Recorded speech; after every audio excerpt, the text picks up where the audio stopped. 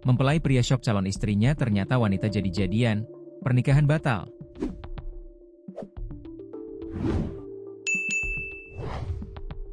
Seorang mempelai pria begitu syok ketika mengetahui calon pengantin wanita alias perempuan yang akan dinikahinya berkumis, alias wanita jadi-jadian.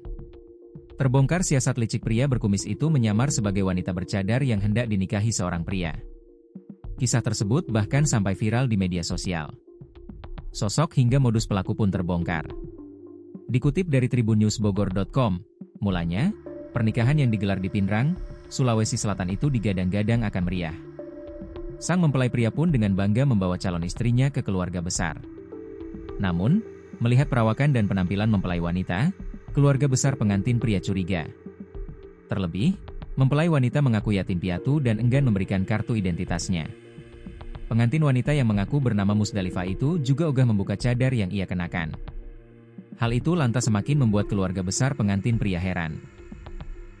Hingga akhirnya keluarga memaksa pengantin pria untuk membuka cadar dan kain penutup kepala putih yang dikenakannya. Alangkah terkejutnya pengantin pria, ternyata calon istri yang ia jemput dari Bau-Bau, Sulawesi Tenggara itu adalah seorang laki-laki. Musdalifah pun diamuk oleh keluarga mempelai pria hingga babak belur. Nekat menipu, identitas asli Musdalifah terkuak.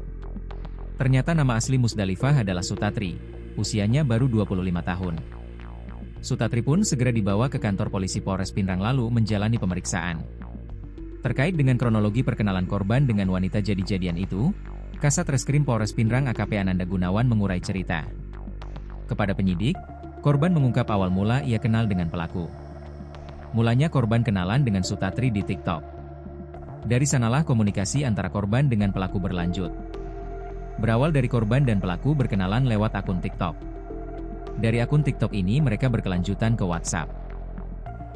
Disinilah mereka berkomunikasi secara intens, pungkas AKP Ananda Gunawan, dilansir tribunnewsbogor.com pada Kamis, 14 Agustus 2025. Setelah intens berkirim pesan, Sutatri mulai melancarkan aksinya.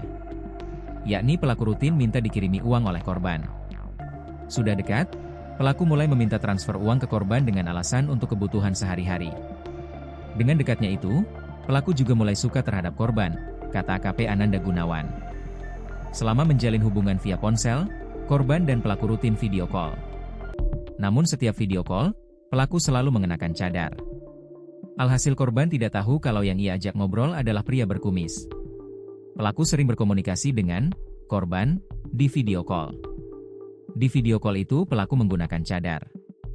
Berjalannya hubungan mereka, korban mengajak untuk menikah setelah itu, korban menjemput pelaku di Bau-Bau Sultra, ujar AKP Ananda Gunawan. Kedok pelaku terbongkar di hari pernikahannya. Keluarga pengantin pria tidak percaya dengan sosok pengantin wanita yang mengaku sebatang kara.